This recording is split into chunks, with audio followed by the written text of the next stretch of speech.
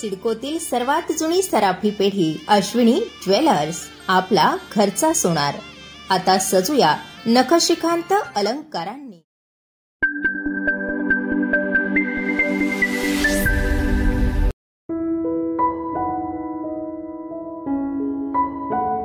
नमस्कार, मी विश्वास नांगरे पाटील, 1997च्या बॅचचा IPS अधिकारी आहे. सध्या अँटी करप्शन ब्युरो महाराष्ट्र येथे ADG या पदावर कार्यरत आहे. हा व्हिडिओ मी नागरिकांना आवाहन करण्यासाठी बनवत आहे, कारण सध्या सायबर क्राईम हे खूप मोठं आव्हान नागरिकांच्या समोर पण आहे आणि लॉ एन्फोर्समेंट एजन्सीच्या समोर पण आहे.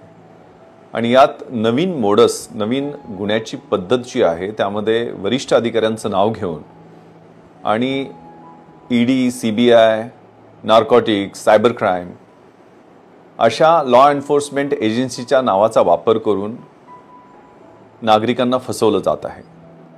यात विशेषतः ज्यांचं रेप्युटेशन अतिशय चांगलं आहे असे प्रोफेशनल्स, सिनियर सिटीजन्स, त्यात विशेष करून महिला या गुन्हेगारांचं टार्गेट आहेत. त्यामुळं या गुन्ह्यांच्या बद्दल लोकांमध्ये अवेअरनेस आणि एज्युकेशन, जनजागृती होणं हे महत्त्वाचं आहे. आणि यासाठी हा अट्टहास, कारण माझ्या नावाचा वापर करून सुद्धा 2 ठिकाणी अशा पद्धतीची फसवणूक झाल्याचे निदर्शनास आलेले आहे. हे पहा, या गुन्ह्याची मोडस ऑपरेंडी अतिशय बेरक्या स्वरूपाची आहे. हे गुन्हेगार तुम्हाला व्हॉट्सअप मेसेज करतात. त्या मेसेजमध्ये ज्या नंबरवरून मेसेज आलेला असतो त्याचा एक टिपिकल लोगो असतो. ED, CBI, cyber crime, Mumbai police, Maharashtra police, narcotics bureau असा लोगो असतो. किंवा try, telephone regulatory authority of India सारखा ट्रायचा लोगो सुद्धा असतो की तुमचा मोबाईल फोन हा आम्ही बंद करत आहोत, कारण तुमच्या मोबाईल फोनवरून इलिगल ॲक्टिव्हिटी सुरू आहे. साहजिकच तुम्हाला त्याचा ताण येतो. दुसरा मेसेज येतो, त्यात दुसरा मोबाईल नंबर मेन्शन केलेला असतो की हा तुमचा मोबाईल नंबर आहे, त्याच्यावरनं इलिगल मनी लॉन्ड्रिंग झालेलं आहे. आता स्वाभाविकच तुम्ही त्या फोनवर कॉन्टॅक्ट करता आणि हा माझा नंबर नाही आहे, ते लगेच तुम्हाला त्यांच्या झास्यामध्ये घेतात आणि दुसऱ्या एजन्सीला, सायबर क्राईमला कॉन्टॅक्ट करा, 1 तासात रिपोर्ट करा. रिपोर्ट करायचं नसलं तर आमच्यावर व्हिडिओ कॉलवर या. आणि व्हिडिओ कॉल हा यातला सगळ्यात महत्त्वाचा हिप्नॉटिझमचा प्रकार आहे. एकदा तुम्ही त्यांच्या व्हिडिओ कॉलवर आलात की तुम्ही डिजिटल डिटेन्शन मध्ये गेला म्हणून समजा. ते हिप्नोटाईज केल्यासारखे तुम्हाला सांगतात की तुमचे हे आधार कार्ड आहे, नंबर आहे, तुमचे KYCचे हे डिटेल्स आहेत, तुमच्या नावावरती 4-5 बँकेचे अकाउंट वेगवेगळ्या ठिकाणी खोललेले आहेत, त्याच्यावरनं मनी लॉन्ड्रिंग झालेलं आहे, मोठमोठ्या अंडरवर्ल्डच्या ट्रान्झॅक्शन्समध्ये तुमचा हात आहे. किंवा फेडेक्सचं तुमचं पार्सल पाठवलेलं आहे, त्या फेडेक्सच्या पार्सलच्या माध्यमातून कॉन्ट्राबँड किंवा ड्रगचा खूप मोठा व्यवहार झालेला आहे. तुम्ही एखाद्या सेक्स्टॉर्शन रॅकेटमध्ये आहात, तुमच्या नावावरनं चाइल्ड पोर्नोग्राफी या फोन नंबरवरनं 20 लोकांना गेलेली आहे, त्यांनी तुमच्या विरुद्ध कंप्लेंट दाखल केलेली आहे. तुमच्या नावाचे अरेस्ट वॉरंट निघालेले आहेत, तुमच्या नावाने FIR दाखल झालेले आहेत आणि सगळे डिजिटल कागद तुम्हाला पाठवले जातात. त्यात तुमचं नाव मेन्शन केलेलं असतं, डिटेल्स दिलेले असतात. त्यामुळे तुम्ही घाबरून जाता आणि साहजिकच त्यांच्या भळक्यामध्ये येतात. ते म्हणतात की तुम्ही काळजी करू नका, तुमच्या बोलण्यावरनं तर वाटतं की तुम्ही त्यात इनोसंट असाल म्हणून आम्हाला तुम्हाला मदत करायची आहे. आणि इथंच गमक सुरू होतं आणि मग ते तुम्हाला ऑनलाईन पैसे ट्रान्सफर करायला सांगतात.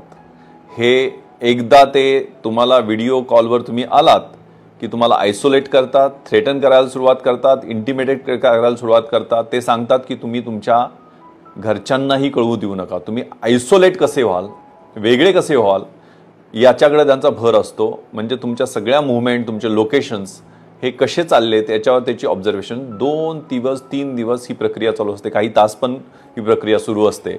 आणि त्यामध्ये मग ते तुम्हाला ऑनलाईन पैसे ट्रान्सफर करण्यासाठी उद्युक्त करतात. तुमचे जर FDs असतील त्या मोडायला लावतात, तुमचे म्युच्युअल फंड्स किंवा शेअर्स असतील ते लिक्विडिफाय करायला लावतात, किंवा तुमच्या म्हाताऱ्या आईवडिलांचे पैसे असतील ते ट्रान्सफर करून घ्यायला लावतात. आणि ते सगळे पैसे फंड लिगलायझेशन प्रोसेशन, म्हणजे बऱ्याचदा RBIचं एक खोटं असं अकाउंट तयार केलं असं दाखवतात आणि ते अकाउंट कुणाच तरी असतं दुसऱ्याचं, त्याच्यावरती ते पैसे पाठवायला सांगतात. ते पैसे टप्प्याने दुसऱ्या अकाउंटवर जातं आणि ही फसवणुकीची प्रक्रिया चालू असते. यामध्ये अगदी युनिफॉर्म घातलेले तुम्हाला पोलीस ऑफिसर्स दिसतील, तुम्हाला अगदी ऑफिस असं दिसेल, प्रोफॅनिटी किंवा ॲग्रेसिव्ह डिमेनियर जसं सिनेमामध्ये असतं तशा पद्धतीची त्यांची प्रक्रिया असते. हे डिटेल्स तुम्हाला दाखवतात, ते ऑफिससारखे असतात. त्यामुळं तुम्ही स्वाभाविक या जाळ्यात ओढले जाता. त्यामुळे कृपया अशा व्हिडिओ कॉल्सना किंवा अशा पद्धतीच्या फोन कॉल्सना बळी पडू नका. एक तर असा फोन तुम्ही चुकून उचलला आणि त्याच्यावर कॉन्व्हर्सेशन सुरू केलं तर घाबरून जाऊ नका. बी कूल, काम. अशा फोनच्या बद्दल तुम्हाला जर आपल्या घरच्यांना त्वरित माहिती देणं अतिशय महत्त्वाचं आहे. आपल्या नातेवाईकांना, एखादा आपला रिटायर्ड पोलीस ऑफिशियल कोणी ओळखीचा असेल, लॉयर ओळखीचा असेल किंवा एखादा सुशिक्षित चांगला व्यक्ती ओळखीचा असेल त्याच्याशी संपर्क करा, त्याचे डिटेल्स द्या. ज्या ऑफिसमधनं फोन आलेला आहे त्या ऑफिसला संपर्क करण्याचा प्रयत्न करा. आणि मोस्ट इम्पॉर्टंटली जवळच्या पोलीस स्टेशनला याबद्दल इन्फॉर्म करा.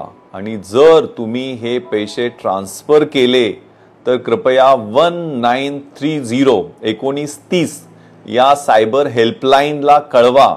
कारण ही हेल्पलाईन एवढ्यासाठीच आहे की तुम्ही केलेले ट्रान्सफर केलेले मनी हे 24 तास 48 तास अशा गोल्डन आवरमध्ये तुम्ही जर कम्युनिकेट केले तर ते पैसे फ्रीज केले जातात, होल्ड केले जातात. इवन त्या अकाउंटवरनं दुसऱ्या अकाउंटवर ज्यावेळेला अनेक अकाउंटवर हे ट्रान्सफर प्रोसेस सुरू असते, नंतर बाहेरच्या देशात सुद्धा हे पैसे जातात. त्यामुळे जोपर्यंत ते अकाउंटमधनं दुसऱ्या बँकेच्या अकाउंटवर जात आहेत, कारण हे 1930 ही हेल्पलाईन जी आहे ती सायबर पोलीस आणि बँकेच्या ऑफिशियल्सच्या कोऑर्डिनेशनमध्ये चालत असते. त्यामुळे पैसे फ्रीज करण्यासाठी यातून प्रयत्न होतात आणि अनेकदा ते यशस्वी होतात.